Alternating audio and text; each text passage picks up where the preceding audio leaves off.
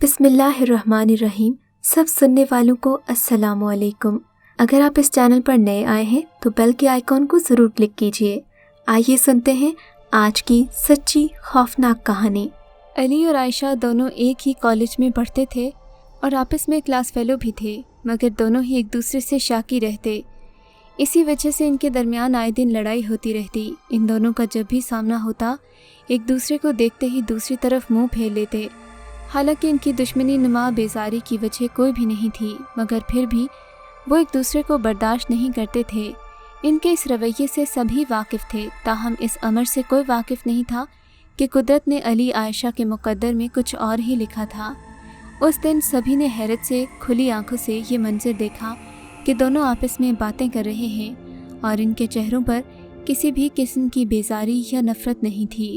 इस तरह ये दूरियां कुछ कम हुईं और रफ्ता रफ्ता बिल्कुल ही ख़त्म हो गई।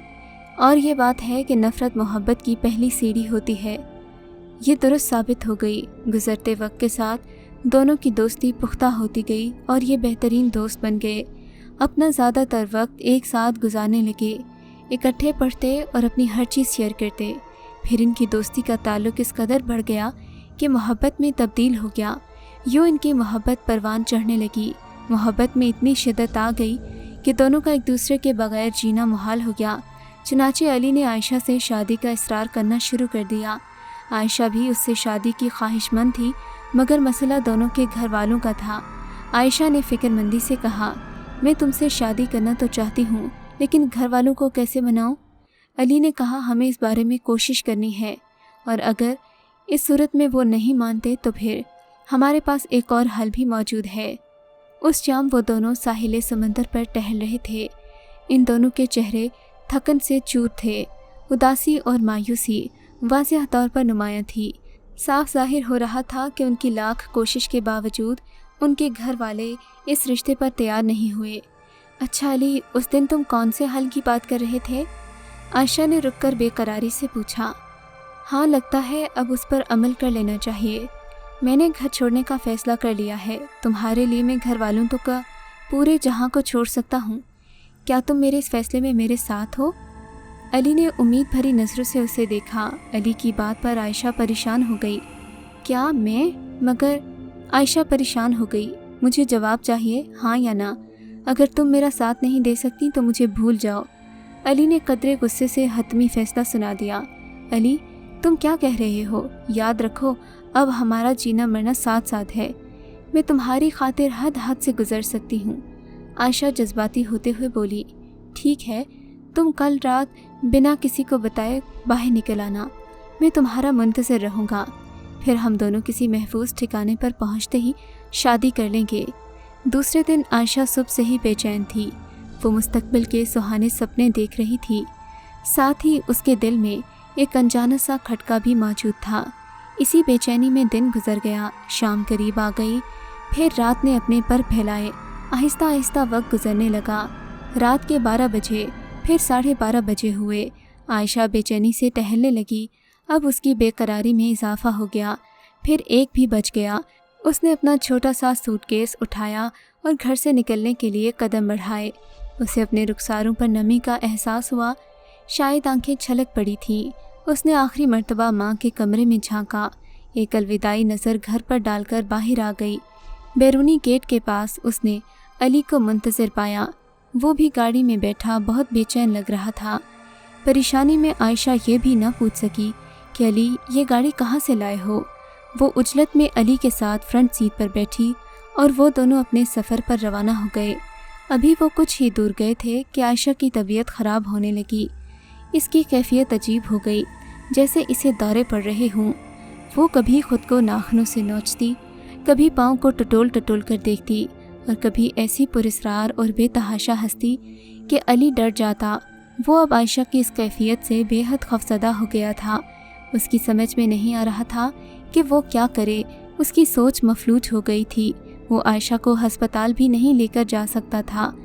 वहाँ का अमला उससे ऐसे सवालात करता जिसका उसके पास जवाब ना होता। अब इस हालत में वो उसे कहीं और भी नहीं ले जा सकता था। हर गुजरते लम्हे के साथ आयशा बेकाबू होती जा रही थी। अली ने जल्दी से गाड़ी को रोका फिर डिग्गी से पानी निकाला और आयशा को पिलाना चाहा। आयशा मेरी जान, संभलने की कोशिश करो, तुम्हें क्या हो गया है, ये लो पानी पियो। मगर आयशा तो अपने हवासों में नहीं थी।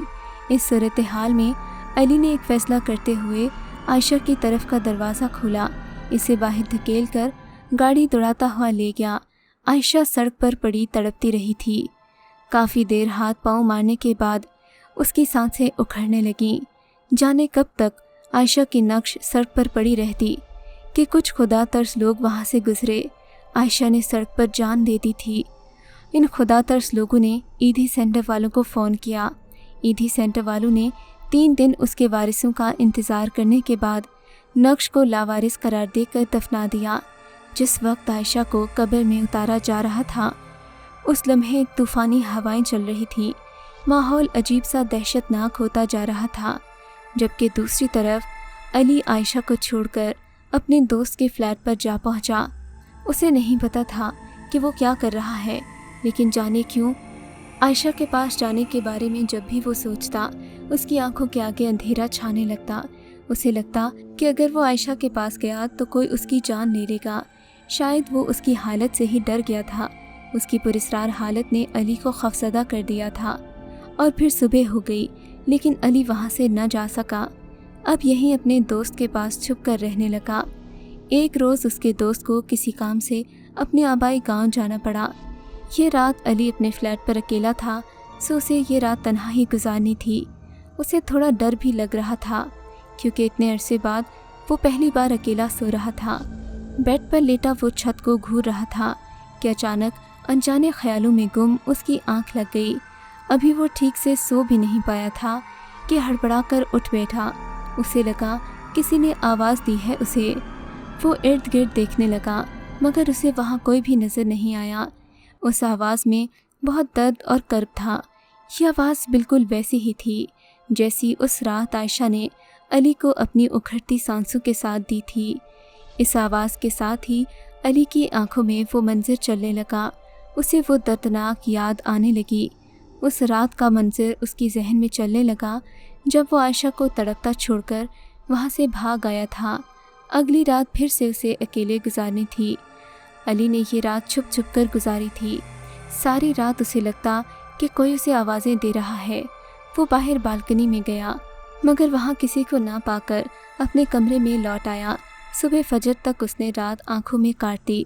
फजर के वक्त आंखें नींद से बोझल हो रही थीं, मगर खौफ उसके हवासों पर इस कदर गालिब था कि वो एक कदम भी हिला नहीं पा रहा था। न जाने किस तरह उसने रात गुजारी थी। सुबह हुई तो उसने रोशनी में अल्लाह का शुक्र अदा किया कि रात को कोई नाखुशगवार वाक़या पेश नहीं आया, वरना तो डर के मारे उसकी जान भी जा सकती थी। अगले दिन वो अपने दोस्त का इंतज़ार कर रहा था, मगर उसका दोस्त न आया। रात हुई तो वो फिर से खौफज़दा हो गया था। आज रात उसे फिर से उसी आवाज़ का डर था जो उसे पिछली रात सुनाई दी थी। फिर वही हुआ जैसा कि अली ने सोचा था। इस बार अली सोने के लिए लेटा ही था कि उसे बाहर से किसी की आवाज़ आई। इस बार आवाज़ कदरे वाज़ेह और बहुत ऊंची थी। अली ने पहले तो इस आवाज़ को नज़रअंदाज करके अपनी रज़ाई में दबक कर सोना चाहा, मगर कब तक। आवाज़ मुसलसल और इतनी शदीद थी कि अली को वहाँ से उठना ही पड़ा। उसने अपने कमरे की खिड़की की तरफ निगाह दौड़ाई। उसे महसूस हुआ कि एक ह्यौला खिड़की से अंदर आया है। अली को उस वक्त वो ह्यौला इस कदर वाज़ेह महसूस हुआ कि किसी इंसान का गुमान हुआ।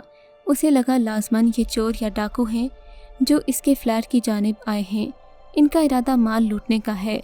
अली जानता था कि चूँकि यहाँ पर उसकी मौजूदगी से कोई बाखबर नहीं, इसलिए चोर या डाकू इस फ्लैट को खाली पाकर लूटने आए होंगे। चोर डाकू के गुमान में वो उस ह्यौले के पीछे हो लिया जो फ्लैट की पिछली जानिब बढ़ रहा था। फिर एक दीवार के पास पहुंचकर वो ह्यौला रुक सा गया। अली भी उसकी पीछे पीछे दीवार की ओट में खड़ा हो गया। वो ह्यौला भी उसी तरह साकित अपने कदमों पर रहा। अली को उस पर शक होने लगा था। ह्यौले का वजूद ऐसा था कि अली की ऊपर की सांसें ऊपर और नीचे की नीचे रह गई थीं। वो ह्यौला ना उसको देखता और न वहाँ से आगे गुजरता। अली मारे खौफ के ज़मीन से कदम टिकाए खड़ा था। खौफ की एक सर्द लहर उसकी रीढ़ की हड्डी में दौड़ गई। बिलाखिर उसने खुद ही हिम्मत जमा की और उस ह्योले के शाने पर हाथ रखकर पूछा, कौन हो तुम और यहाँ क्यों आए हो? और फिर उस वक्त अली का सांस ऊपर का ऊपर और नीचे के नीचे रह गया जब उसने देखा कि ये ह्योला नहीं बल्कि जीती जागती आयशा थी। आयशा को देखकर अली एक लम्हे के लिए अपने हवास खो बैठा। तभी आयशा गिरज कर बोली, क्यों अली, खौफज़दा क्यों हो गए हो मुझे देखकर? क्या तुम मुझसे मोहब्बत नहीं करते? आयशा ने नफरत आमेज़ लहजे में कहा, तुम? आयशा, मैं यहाँ? तुम?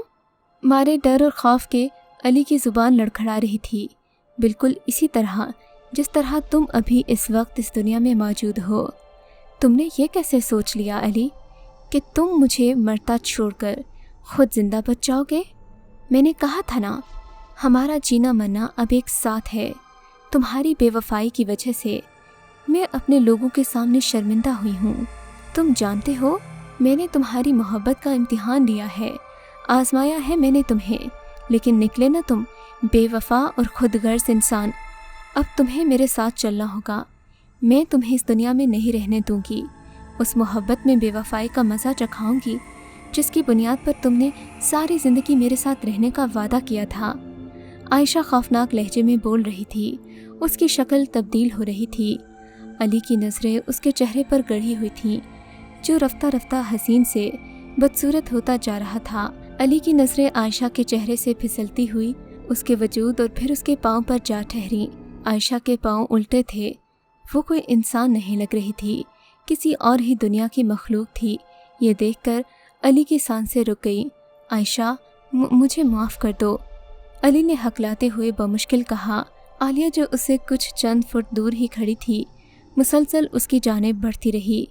ये देखकर अली ने फ्लैट की खिड़की से छलांग लगाना चाही।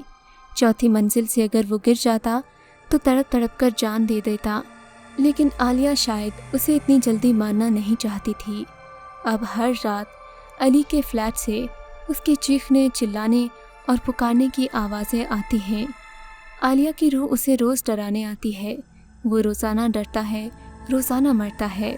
कुछ लोगों का कहना है कि आलिया नामी जिनजादी से अली नामी लड़के ने बेवफाई की तो उसका ये हशर कर दिया गया है। अगर अली उस रात आलिया की बात मान लेता तो शायद ज़िंदगी भर ऐशो इशरत में गुजारता, लेकिन उसने आलिया को जिस तरह धोखा देने की कोशिश की वो नाकाबिले यकीन और शायद एक जिनजाती के लिए भी नाकाबिले बर्दाश्त था। कहते हैं कि इंसान जिन्नों से अव्वल तो राह और रवाबित न रखते, और अगर रखे तो फिर उनकी आजमाइशों पर पूरा उतरे, बिना कठिन मराहिल से गुजरे, बिना उस मखलूक की आजमाइशों को पूरा किए।